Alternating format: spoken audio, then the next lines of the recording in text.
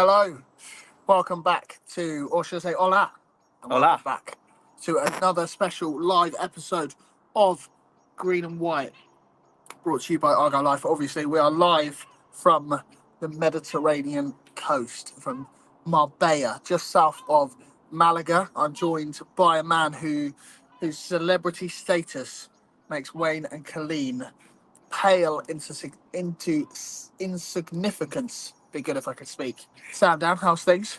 Yeah, great. Thank you, Aaron. It's been an absolutely fantastic few days. Absolutely loved the experience. Would definitely do again. Been a pleasure to see the lads play tonight. See the new lads. The open training session yesterday, and of course the event in the evening. Having a chat with some of our management and media team, getting to know them a little better. It's been a fantastic experience with some very good friends as well. Well, I don't know about the friends bit, but yeah, no, it's been brilliant. If you're listening back to this on podcast platforms tomorrow, this is a bit off the cuff. We're live from a rooftop in an Airbnb. We're just going to wing it, which for me normally doesn't go very well. But if you're watching live, which there's 80 of you already, we're a minute and 28 seconds in. Get some comments and get some questions in the chat. Joe is producing backstage for us tonight. Appreciate that. Thank you, Joe. Live from the UK. Should we go chronologically? Is that the best Yeah, way? let's do that. Sorry, I'm just tweeting that we are in fact live from Marbella to try and get a few more people in to come and join us. And I've actually just been informed that has a better lighting effect as well, having my phone on from a comment coming in. So what we'll actually do is we'll just leave that phone light on, actually, if that's okay, and hope I don't get too badly distracted by the comments coming in. That's fine by me. I think people prefer it when they can't see my face. Okay, well, you said it. That's not a problem. Anyway, so shall we go chronologically? So Let's do obviously that. we flew out when? On Wednesday, didn't we? Wednesday, flew out Wednesday from Gatwick, landed, rushed. I've put together like a little vlog. I've never vlogged before, ever. So the first day is terrible. The second day, all you can hear is my breathing. So hopefully today is better. Let's not make any bones about it. It's not the best vlog you've ever seen, but hopefully it gives you a bit of a glimpse of what it's been like out here. It's not just been cerveza, and and hopefully if we come back here next year, it might encourage more people to come out, because there were quite a few there today, but I feel like there could have been more. But good turnout. But anyway, sorry, back to chronological order. I'm rambling. So Yes, flew in England game on Wednesday night. Wednesday night, yep. Obviously, you all know about that. You got the result an hour later than we did back in the UK, but obviously Ollie Watkins sent us into the final. Then obviously the day after yesterday, woke up, whatever, open training session. What are your thoughts on that? Yeah, so the open training session. Well, first of all, my thoughts are it was a brilliantly put together event by the club. We got a nice welcome from Charlie from the media team as soon as we came in, and got an invite to the evening session later on, which we'll talk about in a little bit more detail in a bit. Obviously we saw the lads obviously going through their drills. Had a picture with Wayne, of course, who was absolutely a pleasure to talk to. That's Wayne Rooney, isn't it? Not Ben Wayne. Yeah, well, yeah. We actually had a chat with both of them, didn't we? But with Wayne Rooney, first of all, we had a chat with him. He was an absolute delight. Couldn't give up any more of his time, really. If he tried, he was very willing to chat, and it wasn't just a hello, goodbye. It was a bit of a chat about how long we were there, where we were staying, what we were doing, whether we saw the England game, all that kind of stuff. He seemed a very, very nice chap indeed. Obviously, players came out. They were put through their paces a little bit. It was the fairly sort of standard piggy in the middle drills that they did first of all, with about it's normally pretty dumbed down, isn't it, for like an open training session? Yeah, it's probably not the real most tactical schemes that they do, but yeah, it was fairly standard. But then obviously it then became a little bit more advanced. I think they then played rotating seven aside with green, orange, and white bibs, didn't they? And there would be a team would rotate out, and then they'd sort of go in that way, so on and so forth. There were a few stand-up players, which we'll probably come to in a minute, but that was the basics of it. And then I think they just did some warm downs at the end, unless I missed. I think there might have been one other drill, but that's pretty much it. I'm sure people have been to an open training session before. It was pretty simple. There was absolutely no shade there. That's a running theme with these Marbella Football Centre venues, which we might get onto. But basically same sort of thing. Should we go back to front in terms of who impressed you? Obviously in goal.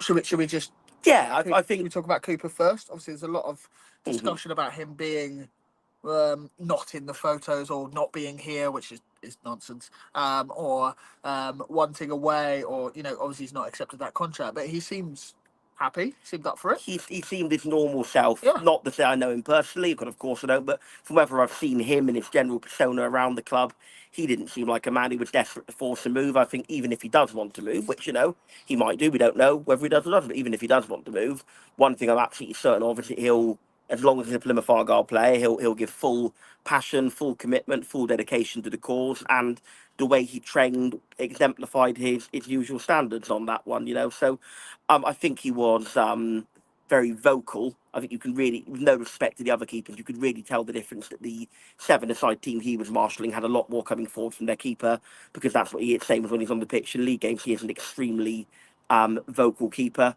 But I want to also give a little word for young Zach Baker, who I think was excellent in his drills. That was the other thing they did. They did the drill where they did a little 1-2, and the players would go one-on-one with the keeper, and the keeper would have to save. And pretty simple shooting drills and shooting drills, pretty simple, free kick drills as well, which they again all sort of dumbed down. Let's be honest, but you still get a sense of who's good and who's up for it, and Zach Baker. I mean, and I'm judging this off one training session, so it could be absolute nonsense, and he could just be on fire. But he looks an excellent shot stopper. If he is the next Michael Cooper, I'll be very happy. But yeah, looks a bit of a talent. Yeah, he does, and I think he's got that sort of very what's the word, like intense energy that goalkeepers have. That he's always very much on his feet, always very prepared for what's coming next. And the free kick drills, you could tell that he was watching them absolutely perfectly. I think there was one from that was another thing they did, free kick drills, where they had like a mannequin or three mannequins where the wall would be with like heads on them. Yeah, well, two of them had heads on by the end. Yeah, Ryan Hardy did dislodge the head from one of them, and Wayne Rooney finished the job and sent the head completely flying. So one of them was a headless mannequin by the end, but it did the job. And I think with that, going back to Zach Baker was very good. I think one or two from Randall completely blindsided him, and I think Randall will be probably on free kicks if that training session was anything to go by. Not that it always is. Well, yeah, I mean, he was fantastic on the free kick. We did speak to Randall afterwards. I mean, all the lads there are very personable, very polite. Wanted to speak to you. Like, sometimes you get the vibe that people don't want to talk to you, and you didn't get that from any of them. No, Barley had a nice chat about the England game, didn't he? Yeah, exactly. Barley, Connor Hazard, not so much about the England game. No, not such a big England fan, Connor, is he? Ryan Hardy doesn't actually care. He actually wants us to do all right. If we don't win, we don't win. If we win it, we win it. He doesn't seem a very bitter Scotsman, which is quite nice. Where was I going? Adam Randall. Spoke to Adam Randall. He sort of wants free kicks this season, and to be fair, judging by the 5 that he pinged in, I think to be fair to him, he sort of said, "I need to do them a bit better on the pitch," didn't he? But but like I say, if he can keep anything like that standard, it was absolutely sublime with free kicks. And I said to him, "Well, I was in the away end at Sheffield Wednesday that day, and he's not scored one for us since then, but I'm sure it's coming." And then obviously back to France, we've sort of covered the keepers. There was Dan Holman, 16-year-old lads out here with her. A few people were wondering who that was. He's just a lad from the youth team. Was pivotal in their youth successes last year. He looks massive. He is tall. He's a tall boy. I mean, he's about 6'4", and he's only 16. He could be 6'7", 6'8". Easily. You know what they say? Big feet, big socks. So he is. So that's the keepers covered pretty much. Connor Hazard. Rooney said last night in the Q&A, we'll get onto that, that he he's impressed him as well with his distribution. So maybe that's improving as well. Yeah, something that wasn't such a strong area of Hazard's last season was his distribution. So if under the new coaching he's starting to fine tune that a little bit, that would be a very encouraging thing indeed. Well, it might not even be the levels that we needed from last season. I don't really know how Rooney wants to play, because we'll get on to this, but we seem to play 4-4-2 today, but we'll get on to that. So maybe he's adapted his philosophy slightly, and maybe Hazard just fits that better. I don't know, but I'm sure we'll find out throughout the season. So we got back to front. Galloway and Dan Scarr were doing fitness work in the gym. Didn't really speak to them as much. Galloway did come to the Q&A. He was very personable. Ogbeta on the left-hand side. Yes. Very vocal. He looks a talent. I love him already, not just for his initiation. I think you may have seen on Argyle's channels as well as ours. He was up singing last night. He seems very personable. He's got the Ballymumba smile. Brilliant. So he looks great. I just want to like tick off people a little bit quicker, Sam. Ballymumba looked to be Very bright, didn't he? Yep. Utilised more as a winger in the system. Yeah, that certainly seems that, which we'll come on to more when we come on to today's game, that Wayne Rooney is absolutely going more towards a 4 at the back after the pivot to 3 at the back under Ian Foster and then the caretakership of Neil Dewslip. Rooney does seem like 4 at the back is far more his philosophy. So I think with Barley, it's kind of a shame for Barley because I think 3 at the back suits him better because he is a wing back. That is absolutely his position. But in the 4 at the back, he has to adapt. He has to either be a winger or he has to be a fullback, and I think he is probably more likely to be a winger of the two. I think you're almost wasting him a little bit in defence, but then again, I suppose the other argument is if you play him in defence, he can carry the ball forward. So, look, I'm sure he'll find his role in this team. He'll find a role that maybe isn't absolutely a natural fit for him, but that he can get along well with. So, yeah, he looked promising, but very sharp. Before we get on to the other new lads, obviously we've covered off our better, who doesn't really feel that new because we signed him so long ago. Doesn't feel as new as Tijani and Sissoko, who is he is a Balassi regen, and we'll get onto that. And he is. I'm willing to do a Joe in the Gibson role and say he's one of the best players we've ever signed. But we'll get onto that. Anybody else impress you apart from the new lads? There is one of the new lads who impressed me particularly, and I think we'll come on because he also impressed me very much in the game today. Yeah. We'll talk about him afterwards. Yeah, but no, Saxon Early. I think he's had a very tough time with injury. He missed pretty much the entirety of last season, didn't he? But he seems like he's used his time out of the team well. I think he's really been working on his bulk. He's been working on his upper body, and I think he looked full of energy. In the game, getting up and down. He looks almost like he almost looks like a man. Now I don't really. Well, yeah, I know what you mean. When we signed him, he was a young lad. He was a boy. But now, like just looking at him, he looks like a and I think I agree entirely, and I think that's no coincidence. Because I think if you talk to anybody in football about if you have a long-term injury or below the waist essentially of like knee, ankle, whatever, is they will always say use that time wisely and work on your upper body. Because that way when you come back in, you've not just been sat on your laurels doing nothing for months, and you'll be stronger in aerial duels, stronger in challenges, and I think that's what he's done. And hopefully he'll, after missing pretty much all game with Bar, I think he played 2 games last season, Orient in the Cup and Watford. Yeah. So hopefully now he'll be able to make more use of him. Yeah, it was post-Orient game that did he get injured in training? I think it was a training ground injury, yeah. Well, we do share the same physio. I've told a few people that already. I'm going to do it again up in Norwich. That's Aaron and Saxon Early share the same physio. Yeah. If you don't know, Aaron does live in Norwich. Not that he ever mentions it at all. Well, we need to mention that. We need to get that in there in every pod. Joe is starring some of your questions, so even if your questions don't come chronologically as we cover things, Joe's going to get them back up in the starred section, so we will get to them. So keep your questions and your comments and everything coming in. I think we've covered everything on the open training, haven't we? Sissoko. Oh, of course. I've already mentioned Ibrahim Sissoko signed on loan from Toulouse. This is obviously the first time we've covered the signing. Couldn't find any French football experts that either A, had seen Ibrahim Sissoko play, or B, wanted to talk to us, or C, could speak English. So we couldn't get like a special pod. Did speak to a journalist about Tijani as well, but that was cut incredibly short to the point where I listened back to the footage and I'm not actually sure it's worth putting it out even as a bonus pod because it's nothing that we don't already know. But anyway, back to Sissoko, signed on loan from Toulouse. There's no option to buy. Could be returned come January. We're used to that. But how good does he look? He looks absolutely fantastic. Just how closely he keeps the ball glued to his feet, how quick he is when the ability to just dribble past people as if they're not there. Because he very rarely will sort of overrun the ball. It's almost like watching like a. Not saying he's on that level, but like an Ian Robin of old, the ball is at his feet. He doesn't let it go. There's nothing loose about him at all. And he combines that with an electric pace, electric power. He looks a proper player. I think he'll feature in a very big way this season. Yeah, sure. I've already mentioned it, but imagine Yannick Balassi, but if Balassi could finish. Do you know what I mean? Well, yeah, I suppose we're yet to see if Sissoko does finish in the actual games, but he got a fine assist for Callum Wright today, which we'll come on to later. He did. Lovely head of hair. Put us level. So, covered the open training session. We managed to do that in 15 minutes. You want us to do this in half an hour, so it might be a 45-minute pod. 45 minutes, okay. So, let's do 15 minutes per section. We move on. You get a taxi to the right place this time. Yes. I'm developing a habit of sending us to the wrong place. We'll get onto that.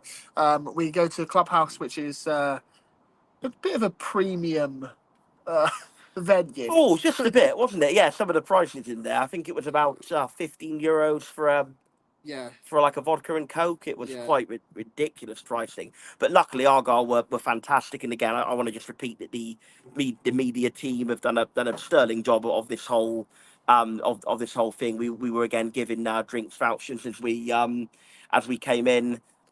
They came round with sort of pizzas and nibbles as well, didn't they? So well, you say pizzas. We got garlic dough balls and then garlic bread. I didn't see pizza myself, but I'm not complaining. A freebie is a freebie, and to be fair, that garlic bread would have cost about 50 quid in that place anyway. Oh yeah, it wouldn't have come cheap. The amount we ate, let's be honest. It was catered for 150. I think there was about 35. Yeah, I'll be honest. I do, and I think this isn't really any secret. I do think that it was overbooked a little, but obviously that's great because it was more free drink vouchers for us, so we're not going to complain at that, are we? So.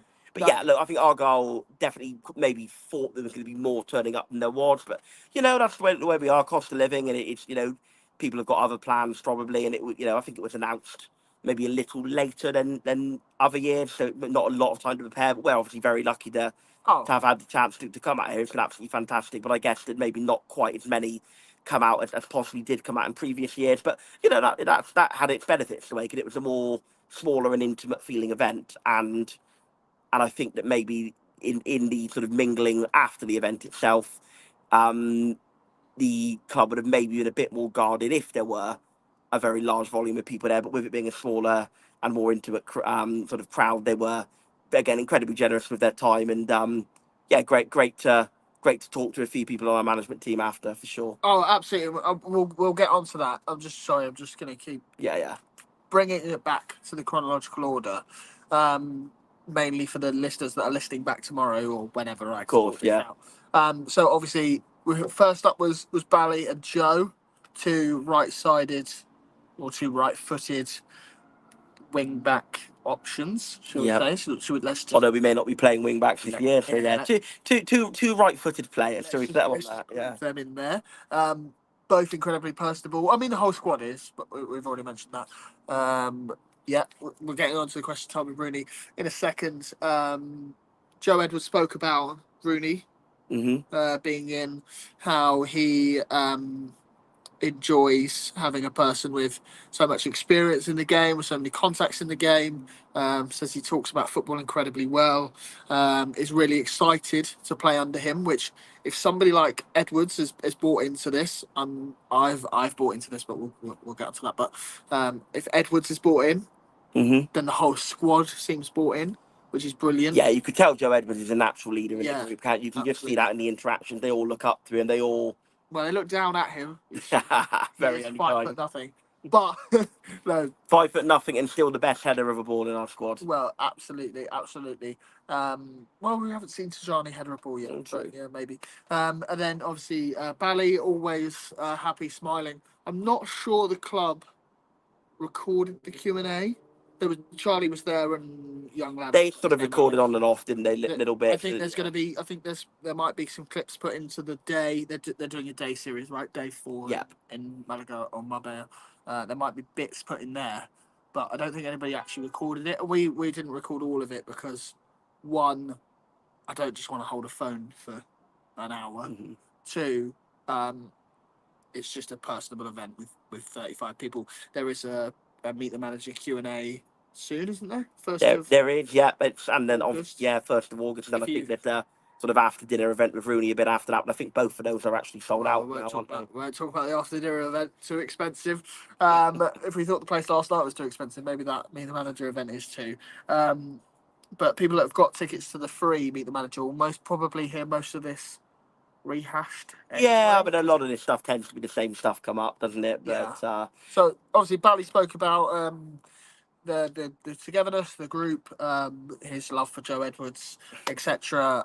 Who popped up after that? Better and Galloway. Galloway, two left-sided defensive options. So we'll group those in. Both of those, I'm absolutely delighted that Brendan Galloway's. Okay, sorry, Jay. Delighted that Brendan Galloway stayed. He seems a lovely bloke as well. Better. Had a little song for us, didn't he? He did. That's on Argyle's social media and ours as well. I love him already. He's got that Bally vibe of like incredibly loving life, I think. Incredibly smiley. Really could see he really wants to be here or Plymouth or Argyle. Not here. Wait, everybody wants to be here. He's a really good player as well so far.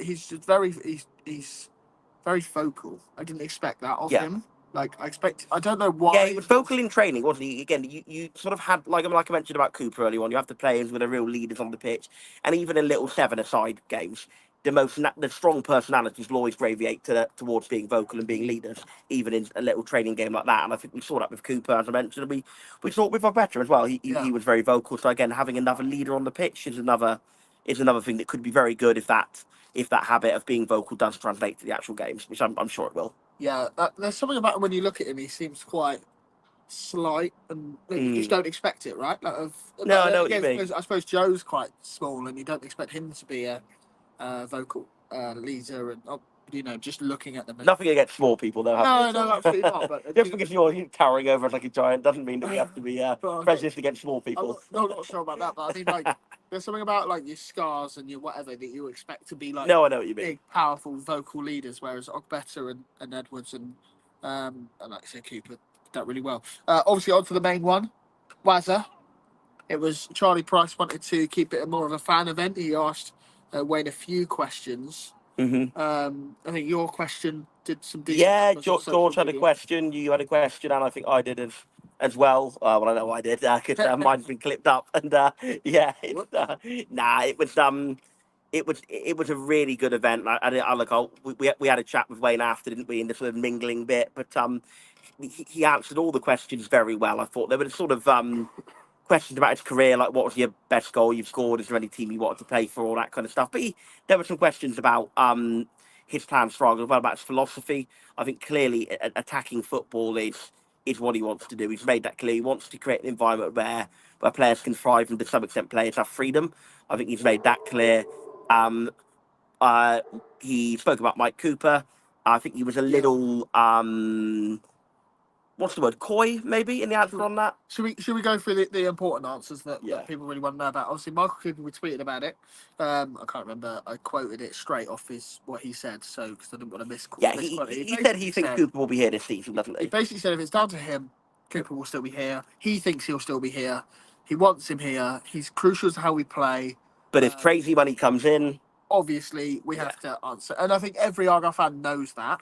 I think we all know that a youth prospect that's as good as Michael Cooper is, if an offer comes in that benefits the club and helps us strengthen and helps us progress, we cannot afford to turn that down. What's our record sale? I think it's how most it's Hull. I think it's about 3 million, 3.1. And Michael Cooper will eclipse that if he goes, right? Well, I suppose that's the dilemma, because if we have an offer come in that's sort of 2.5 million, but that's not silly money. No, that wouldn't be silly money. So I guess what Rooney was sort of saying to that is that an offer of sort of 2.5 million, we would actually think, you know what?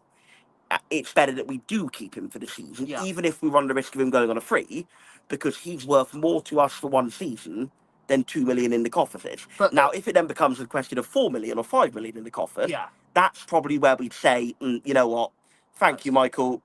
On your way. Have a great career. But it's goodbye for us. Yeah, it is. Obviously, it's different this season in terms of last season. Obviously, last season we had that new Sky deal coming in. Yeah. And Survival was worth 4 or 5 million, right? Yes. Whereas this year we've already got the Sky money. We got it.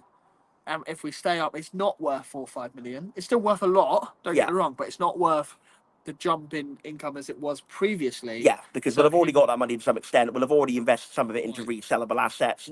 You know, we've only bought in one permanent player this window so far, but there will be more to come.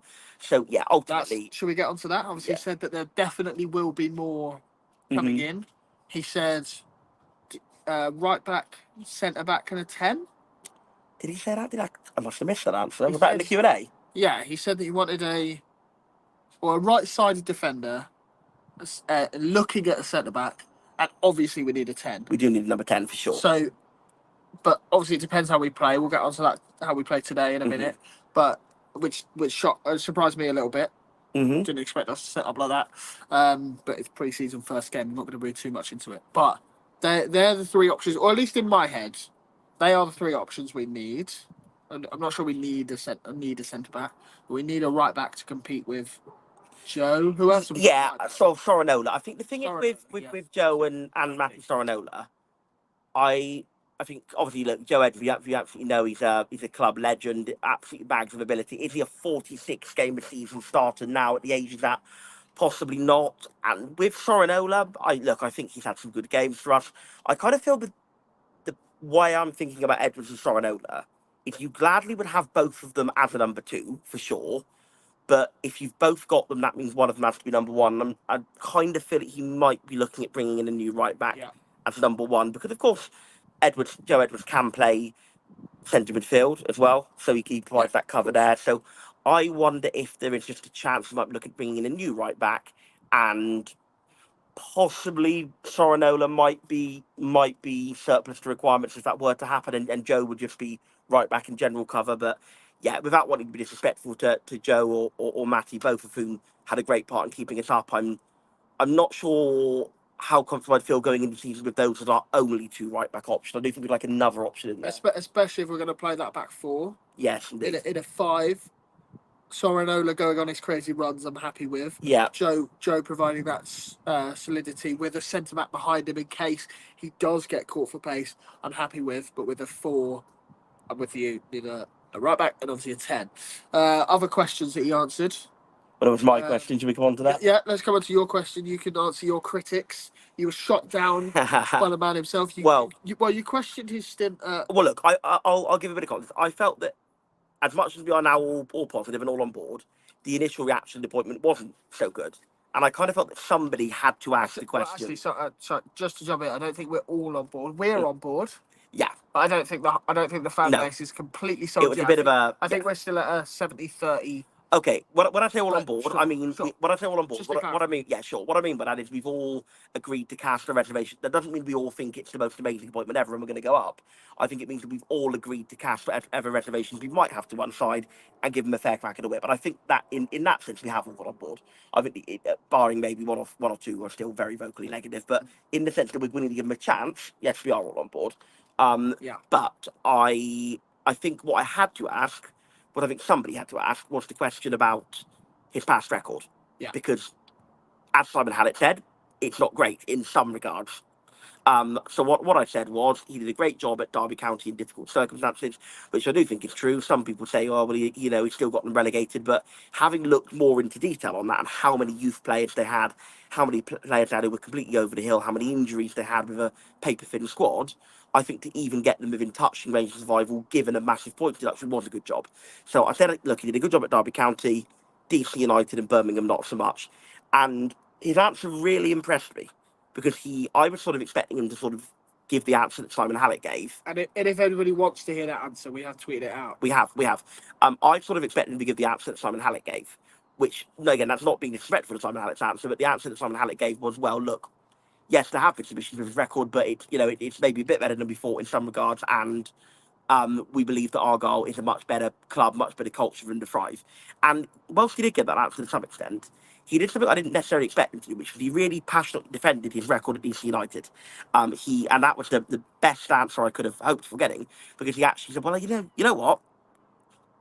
They were bottom of the league when I took over. Oh, there's a helicopter flying overhead. That's helicopter. No, that's the joys of doing a podcast on a rooftop terrace. You don't normally get an interruption from a helicopter, do you? That's fantastic. Anyway, back to my answer. Aaron's still very distracted, I can tell, but back to my answer. He really passionately defended his record at DC. He said, well, when I came in, they were bottom. I got them to within a point of the playoffs. Well, actually, no, he said we. He said me and Pete. And when, obviously, now that we've left DC United, he said, they're now bottom of the league again. So, you know what? I love that confidence that he's actually going to come in and say, you know what? My record isn't so bad. And to be fair, Simon did also say that as well in the famous Talk Sport interview with Simon Jordan. He actually said that Wayne made improvements to DC United. But I feel that Wayne's answer really struck a chord with the fans, as we can see by the amount of times it's been liked on our Twitter, that actually, you know what, his record isn't as bad as we thought it was. He did admit that his Birmingham record was bad, which I think we could all probably agree, but he said that it wasn't the right fit from day one. It didn't feel right from day one. A lot of the fans were against him from day one, and he's learnt lessons from what went wrong, which is all we can hope for. Look, I'm not saying that I'm 100% absolutely all in, that it's 100% going to work, but I'm absolutely 100% all in on giving him a chance that it's going to work. And I think he answered that question brilliantly. If you want to watch his answer to me, just have a look on Argyle Life's X, formerly Twitter, and I think Facebook as well. We've got it on there. Yeah. So obviously, yeah, we've covered the socials. And I think that's everything from the Q&A. Did you not have, you had a question, didn't you? Oh, what was my question? Without looking at my notes, I can't remember what it was. What was it? No, it's gone. Obviously wasn't that important. The other thing he touched on was the youngsters. He said that Freddie Osaka and Caleb Roberts have a... Oh, no, yours was a Cooper question, wasn't it? We've answered that. We've answered that. Yeah, carry on. Of course. My question was about Michael Cooper. We have covered that. Where was I going? Sorry, the youngsters, Freddie Osaka and Caleb Roberts. Somebody asked them about them. I think Caleb's dad's here. Yes, he was here today, so we spoke to him. So I think he or one of his group asked about them. Really been impressed by the youngsters. He name-checked Tegan Finn as a player that he has been really impressed by. And obviously Tegan Finn is a very... just turned 16. He's only, starting his first year apprenticeship. He's got 2 more years. Yeah. Sorry, before he's even of the... Touch me as much as you like. He's got 2 more years before he's even of the pro age range, hasn't he? Exactly. So, and if one of our country's best ever goal scorers is praising a 16-year-old striker, that even just that alone to me is good signs. Tegan is well liked and well regarded in the youth system, so hopefully he's another one that could make us a few million.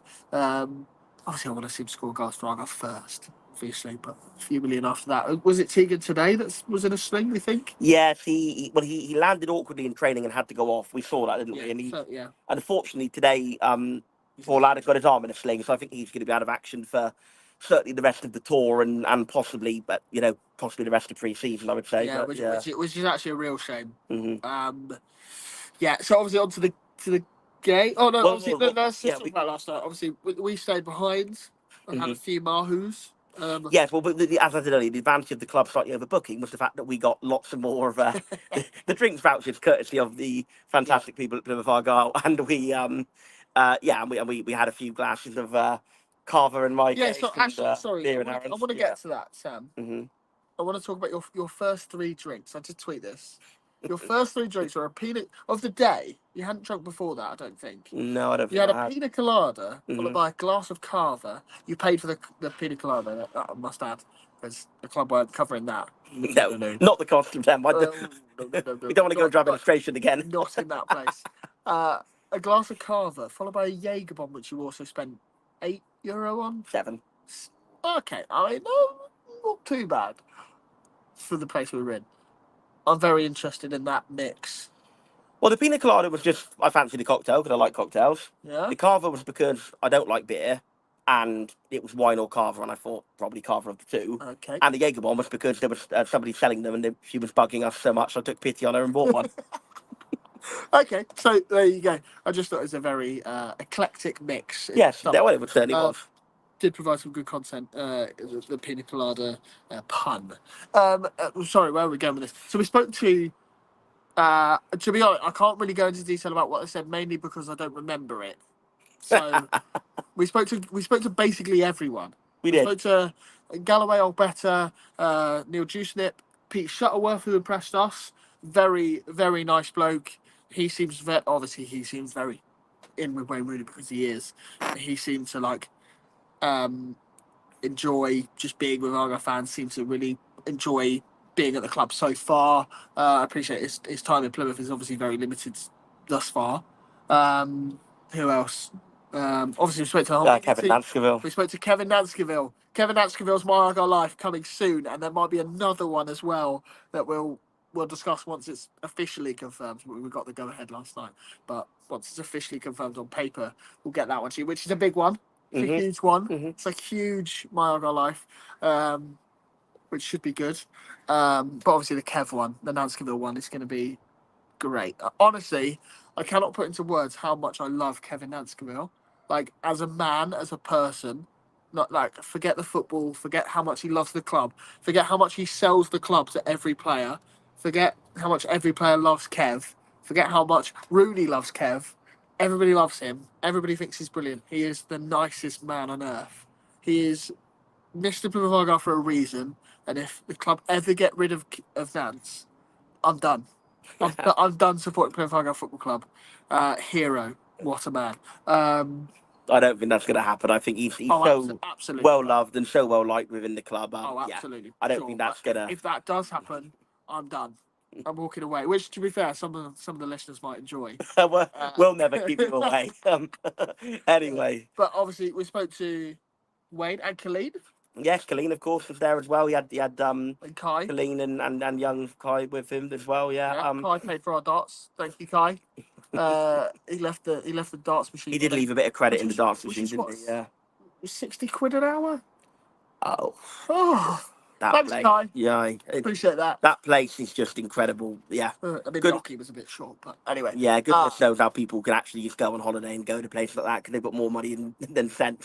Sure. But the thing is, I don't think the poor Jägerbomb sellers who work on commission were expecting the clientele of Argyle fans abroad, were they? They were not. I think they were expecting a rather classier clientele than us lot of reprobates, weren't they? But anyway. So getting back on to Argyle and stuff, boozing, and spending Kai Rooney's money. Anybody impress you? Yeah, I want to say a few little things about that. Again, I'm not going to go into too much details to the nature of the discussion because it was very much a private event, even more so than the Q&A was. It was it was a load of blokes just chatting. And look, I think what I will repeat, which I think I'm comfortable in repeating, is that I had fairly decent, lengthy, prolonged chats with three people. I think all of whom absolutely want the best for our club and are going to go, I hope, the right way about doing it, which is Neil Dewsnip, Wayne Rooney, of course, and Pete Shuttleworth. I think, look, I have criticised Neil Dewsnip in certain regards in the past, and I apologised to him after the whole game that he did a fantastic job. You have apologised live on the pod, and he also said that he heard it. Well, I must say the thing that sort of really blew my mind more than more than meeting Wayne and Colleen Rooney was the fact that Neil Dewsnip fully knew who I was when I walked over and shook his hand. So Neil, if you're listening, it was a pleasure. I think he was an absolutely sound bloke. I think he was incredibly honest and very forthright in a good way, and I think he appreciated our honesty as well. Yeah. In the sense that we may not always say stuff he agrees with. Yeah. He may not always make decisions we agree with. Yeah. But it's constructive, it's honest, and I think he maybe not enjoys that dialogue, but he respects that dialogue. Yeah. And I think that's absolutely entirely valid. And I think he appreciates honesty from us. We appreciate honesty from him. And I think that he's absolutely... Look, I know that people have sort of said about he's always trying to control the club, this, that and the other. Even if we disagree with some of his decisions, his motive that he was very, very much gave off this very word he said. He absolutely wants the best for this club. And he absolutely is working hard to get the best for this club. So I think Neil Dewsnip, let's give him if we're going to wipe the slate clean with Rooney, give him a fresh chance. Let's give Neil a new chance as well. I spoke to, obviously, Wayne Rooney himself, who had some fantastic stories about his playing career. We asked him what his best goal he ever scored was, and he went straight to the Newcastle volley. And he was an absolutely sound bloke. I think the difference between the media perception of the guy of just being somebody who gives, very short answers, who isn't a very good talker, and the reality we've seen is totally wrong. He was passionate, he was intellectual about football.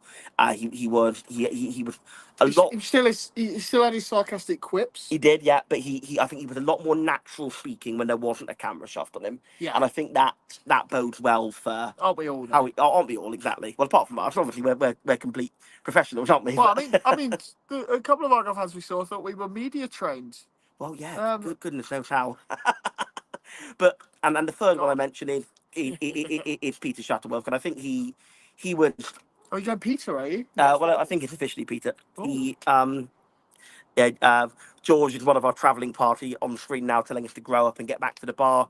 We'll be about 15 minutes, mate. We'll wrap up. But well, I mean, yeah, dish.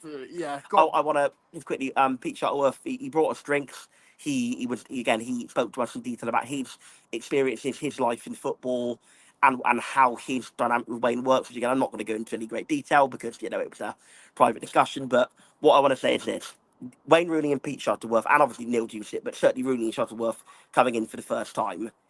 If it goes right, and I'm much more confident it might well go right, then it's fantastic.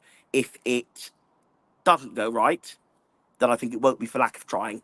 These are serious people, these are passionate people, and these are people who are going to absolutely leave no stone unturned to get Plymouth Argyle the very best they can be. And the way they spoke about this club, how much they love Plymouth since they've come here, how passionate they are, how what's the word I'm looking for, diligent they are. These are serious people. These are hardworking people.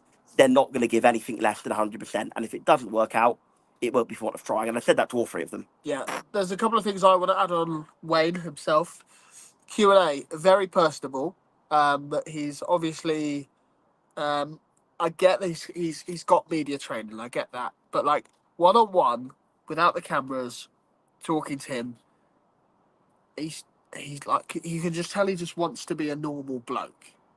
Which I get with his... The most natural bit of the whole night was chatting to him about the goals he scored. Because we had a bit of a laugh with him, didn't we, about his goal against Switzerland in Euro 2004 that was given as his goal, whether it should have been an own goal. And we won't reveal what he said.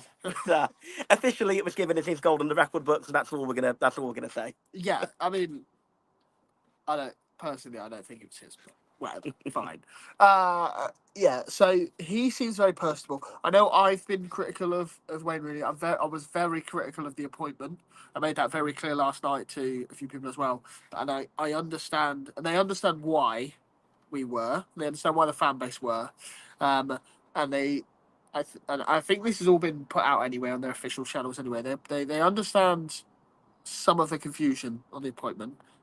I'm still a bit confused on the appointment, but there was no point for me. I don't care how you guys feel or how Sam feels or anyone else feels. For me, right now, there is no point being negative about the appointment. Right? It is. We've all said our piece, haven't we? Exactly. Let's just give him a proper chance. Exactly. It is what it is. He's got a full preseason in which we've been at. We've been through. The lads love him, or seem to at least, and you can't really fake liking someone. That much. Mm-hmm. The boys love him. The captain loves him. We think he's very personable, and I understand some of the reservations about the appointment, but I don't see the point in being negative yet. Come September, October, November, December, if we're playing rubbish football and we're not picking up the wins and we look dead and buried and the team look disjointed and we're not getting goals and Whittaker wants to leave and Cooper's off and whatever because of how we're playing, sure. Mm-hmm. Whatever. We can critique that down the line when we get to it. But right now, there is no point. I'm all in. I'm sold. Fine. He has my trust and my faith until it goes wrong. But I feel like... Unless it goes wrong. Sorry. Yes, unless it goes wrong. It could go really well. Really what? Oh, could go really well. Family show. And we've already heard from Ibrahim Sissoko. We've already heard from Mohamed Tijani. The reason they signed for this club is Wayne Rooney, which is mad. And we'll get to, we mentioned Sissoko already, but we'll get to the game in a minute and his assist. And I mean, he only got 30 minutes, but he looks lively. He looks up for it, and I think with a bit of getting up to speed with physicality, he's going to be an absolute brilliant signing for us. But the fact that those two players came to Plymouth Argyle because of Wayne Rooney says a lot. Mm-hmm. And his standing in the game is really going to help us on our budget, which is also a brilliant thing. Should we get on to the game? Yeah, because we've already probably gone a bit over time, so let's go on to the game. Well, we're on 44 minutes now. Okay. We said 45 minutes, half an hour, 45 probably minutes. Be an hour by the time we've done the game, but yeah, let's do it. Yeah, let's go on to it. Obviously, so the game, not at the Marbella Football Centre, is it, Sam? No, it was not at the Marbella Football Centre. Somebody booked us an So- Uber to the Marbella Football Centre, and it was the Benoist Football Centre. I don't know who could have done that. Yeah, no idea. I mean, I paid the price for it quite literally. The Marbella Football Centre owner, it was the same brand, the same thing all over the place. So we went to the Italia Football Centre yesterday for the training. Well, there's obviously three of them, isn't there? There's the one they did the training at, there's the one the game was at, and then there's the one we mistakenly went to at 6 o'clock this evening. The one we mistakenly went to looks incredible. Oh, yeah. It looks like the best one. There was some Canadian team there, and they were training or whatever, and they swiftly made us leave. Not very kind. So we got another Uber to the other place, to the Benoist Football Centre. We rock up there. Let's just touch on it quickly. I've tweeted it. It's not. I love to moan. I've already said I'm all in. I'm all in on Wayne Rooney. This isn't the club's. I don't think this is the club's fault at all. No blame on Plymouth Argyle Football Club. I don't think, unless they knew, which I doubt. You can't take liquids in. It was 36 degrees at the time. And no shade at all. No shade. Roasting hot. You can't take liquids in unless it's in a plastic cup. Not a bottle. It can't be a plastic bottle. I mean, I had a bottle of Coca-Cola. So, we're not talking about alcoholic. They said you're not allowed with the lid on. Fine, I took the lid off. Then they changed the goalpost and no, you're only allowed to bring in water even without a lid. If it's any other kind of drink, you can't even bring it in without a lid. But you were allowed to bring in beer if it was in a plastic cup. In a plastic cup, but not in a little bottle. Yeah, completely illegal. Which I would understand if they had a bar in there that you could buy. And they didn't have a bar in there, did they? No. They had a bar about 100 yards up the road. There was a bar which wasn't serving. Which I went in there and they said, I think we're boring people a little bit. Let's be the salt. But went in there, no takeaway. It was a restaurant, not a bar. It was a restaurant. They wouldn't have served me anything. So, yeah. Well, yeah, I think Argyle made an absolutely fantastic experience of the whole visit. I don't think the Benoist Football Centre made a particularly nice experience because how heavy-handed they were with drinks. Afterwards as well, let's just cut. I'll mention it. Afterwards as well, there were a few people sort of lingering around to try and get pictures with the players. The players were doing their normal post-match. I like to think the players maybe weren't aware of how quickly the security were going to try and clear out the fans. But we're talking no more than 5-7 minutes after full time. All the fans were sort of frog marched out by security. Some security even were guarding the pitch as if there was going to be a pitch invade. Like, for goodness sake, what trouble were they expecting? But anyway, that's a one little moment. I don't mind. I'm big enough and very ugly enough to not get selfies and autographs and whatever. And he did it all yesterday anyway, didn't he? Exactly. I got my bucket hat signed. Your bucket hat signed by After Squad, yeah. Exactly, a bit of a memento. But when there are kids there, no matter who they are or who they support, it's just really nice for the players and whatever. And again, not blaming the players, not blaming the club. It's the security that were... Yeah, and I'd like to hope that maybe it's one of those things that Argyle, if they are going there again, could have a little word and maybe they could be a bit less... maybe the security could be a bit less heavy-handed, because I think they were expecting trouble. That was the sort of vibe I got from how ridiculously, how many security there were for a pre-season game, how stringent the sort of, drinks rules were, and how that they tried to sort of shepherd everyone out within less than 10 minutes of full time. But anyway, that's our 2-minute moan in an otherwise very happy podcast, isn't it? So of course. We'll leave that aside and get back to it. Not the club, I don't think. So, the game, two teams, sort of. 2 11s. Well, it was definitely 2 teams. It was Orlando Pirates and Plymouth Argyle, wasn't it? Yes, Samuel. Three players played 30 minutes, but there was 2 11s, basically. Mm-hmm. It was 4-4-2. Yes, 4-4-2. Not what I expected at all. First half was Cooper. I'm just going to run through it. You go on.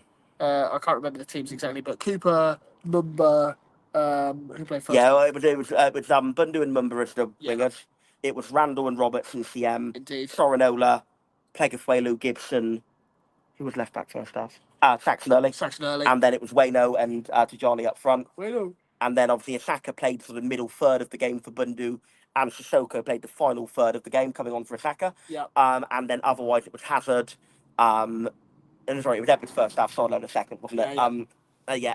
And then it was Jack Matthews and Galloway. Scars got a little injury of some sort, nothing too drastic, I don't think. And then it was Ogbeta, and then it was the central midfielders were Well, it was all a bit fluid, wasn't it? It was JB and Houghton. Yeah. And then it was Morgan. Which we'll get onto, but JB and Houghton as a midfield too works so much better than Robertson. Yeah, and Randall, then but Morgan was out on the right as well. Yeah. And then obviously that shoved Saka and Sissoko to the left at times. Yeah. And then it was up front was Ryan Hardy and bizarrely Callum Wright, striker. That's an interesting one. That wasn't one I've seen Callum Wright in many positions, central midfield, winger either side. Certainly wasn't expecting to see him as a striker in a 4-4-2. That was not on my bingo card at all. But scored more goals than Hardy. But he did score, yeah, he did. Scored more goals than Hardy. We'll get on to it. So, 4-4-2, not sure on that. I don't know if that's what I would very quickly say about Randall and Roberts, and this is not just because first half, this is not just because Caleb's dad is listening, it's an entirely genuine point. The first half, the heat was a lot more unbearable, and I think that would have had a very difficult impact on the pair of them in that scrappy centre midfield. Whereas the second half, the sun was going down, there's a bit more sort of cover from the mountain. By the way, beautiful scenery by the lovely. A lovely big mountain behind us. And I think that with Randall and Roberts in that first half, yes, they struggled a bit more than Houghton and JB, but I think it was just more of a scrappy game first half. I think second half, when the heat dropped and when the sun went down, we just saw a much better quality of football because they weren't, dying on their arses, for want of a better word. Absolutely. So let's move on to a question from Stevie Vaughan. It's on screen. How would you compare the level of Orlando Pirates to Argyle? What is the equivalent of the level? I think actually, I was a little bit surprised. They were all right, weren't they? Yeah, they were okay. I mean, I assume that they are slightly more adapted to the heat. They were very quick, very fluid. There was a lot of give and goes. They love the pass back to the keeper as well. Boring.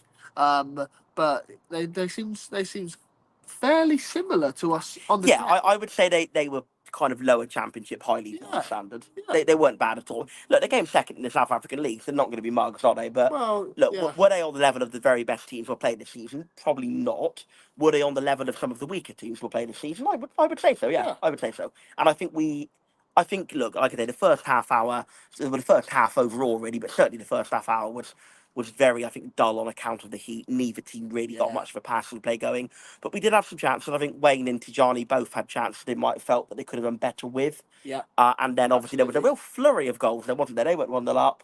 Yeah. We then equalised from Isaka after a bit of a goal line scramble shortly after. Freddie Isaka must be said, obviously last season, impressed against Hearts out here. He did. Impressing again this season. Decent enough finish. But obviously must like the Spanish sun.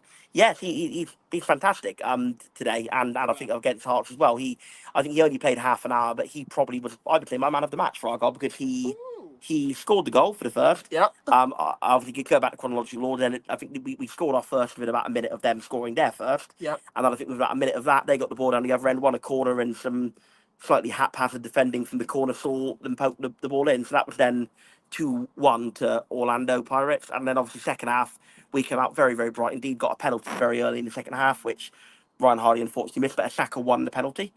And then Stoker came on about the hour mark, as we mentioned. His first action was to absolutely skin the right back on toast, whip a ball in for Callum Wright to slot home. And then I think last half hour, both sides had chances. They had one very good chance near the end, but we had some good chances as well. So I think a draw was a fair result. I think Argyle were marginally the better of the two teams, but it could have gone either way. I don't know. I wasn't overly, especially that first half, as you said, very hot.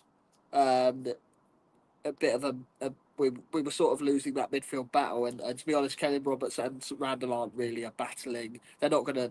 You'd normally would put one of them with another type, wouldn't you? Yeah. Or you'd put them in a free rather than the two. Absolutely.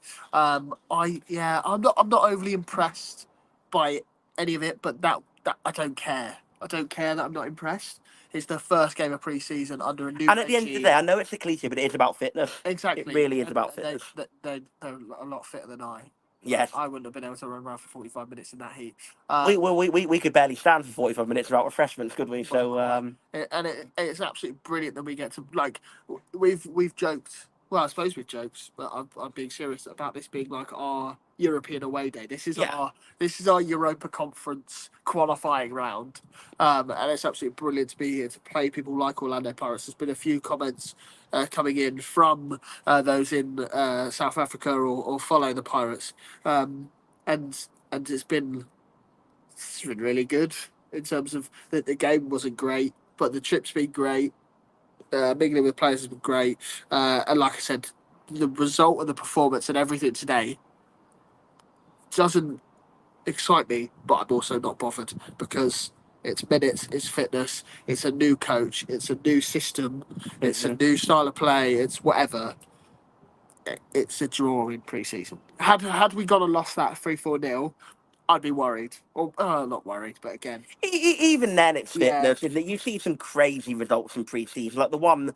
oh, I mean, Preston haven't won in pre-season, have they? No, No. the one I always come back to, and it's such a No. random one, but it sticks in the mind. Is the year that Newcastle United won this league under Chris Hughton with 102 points. They lost in pre-season to Leyton Orient 6-1.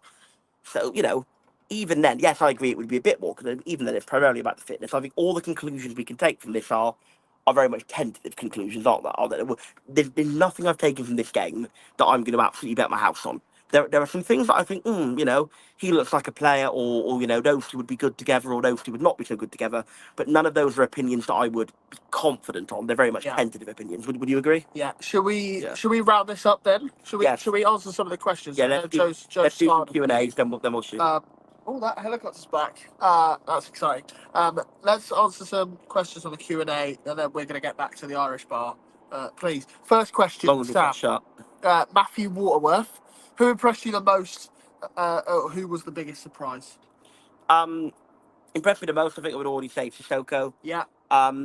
Biggest surprise, I guess that's always a bit of a backhanded compliment, isn't it? And it's always partly saying you weren't expecting him to do good. I've got two. So I'd say Saxon early. I think that's probably one of the two you've got. No. Just because it was a surprise to see him looking so fit and so good on the ball when he's only just come back from very long injuries. So I think he'd be my biggest kind of good surprise in that sense. Yeah, I think my biggest surprise is better. I don't know why. There was just something about, if Bolton don't want him, whatever. I think Bolton probably did want him. I think he didn't want to play League One. Yeah, sure. He wants to play for a massive club like Argyle, Absolutely. not clubs who celebrate over winning the Papa John's trophy for years on end and then don't get promoted. Imagine that. Imagine winning the Papa John's. That's just. He doesn't want to go there. That's so tin pot. Clubs like Argyle don't do that sort of thing. We are in better competitions. No, I suppose we're not. We're in the same competitions as them, aren't we? We're actually in less competitions. Well, we're in fewer in number, but better in quality. Sure. Fine. Killed that joke, but I just carried on too much. I think mine would be better, and then the other surprise would be Zach Baker, which we've already mentioned. Looks a very good shot stopper. Joe, flash up some questions. Is it friendly central where you are? Are there many other professional teams amongst Argyle? So actually, we went to the wrong place today. There was a Canadian team training there. Can't remember who. No, I think it was honestly from sorry to moan again. It was almost like we wandered into a nuclear plant, wasn't it? The reaction. No. It was like you've got to get out. Yeah. Oh God. And then further up round the coast, you have Wimbledon, Lincoln. Preston, Ryan Lowe, somewhere around there. Yeah, else. There's another football league team. Peterborough, I think it is. Peterborough, yeah, exactly. Where we are, I don't think so. There doesn't seem to be any on. There doesn't seem to be any games on Footballogy either. So, did have a little scout. Marbella have a team, but they also don't because their stadium's being knocked down and rebuilt, and you went and had a wander around that earlier. Yeah, had a gander, but we couldn't get in anywhere. Couldn't really have a look. No, it was very much all closed off. So yes, and there's not really, but friendly, yes. Has the Airbnb got a chair? Yes. Sam has sat down. You know that, George. You've been to the Airbnb. You actually sat on that exact chair. What's the other one? Predictions, please, for the Sheffield Wednesday away. Going off that first performance, far too early for that. Yeah, we'll probably do our predictions for that in the preview pod, which we will do when we do our full pre-season predictions. But go on, just for you, I'll give it a 2-0 win, and I'll see if I change my mind. I'm going 1-0 Adam Randall free kick, same end, please. Yes, sure. Any other star there, Joe? Flash them up. Oh, that's from Torbay Green for those listening along. Zach Brown says Anton Deck have let them go a bit. Let themselves go a bit at the end of the season. I wish we were as funny as that. We'd have some rewards then if we were on Deck as well. Yeah. Any You questions, can Joe? vote for us, though, can't you? In the You football can. content You awards, can vote yeah. for us in the football content awards, although I'm not really sure. Joe's telling us that that's all the questions. So Right. that Well, wasn't very yeah. many. Thank you for those of you who listened along. It was a bit of a.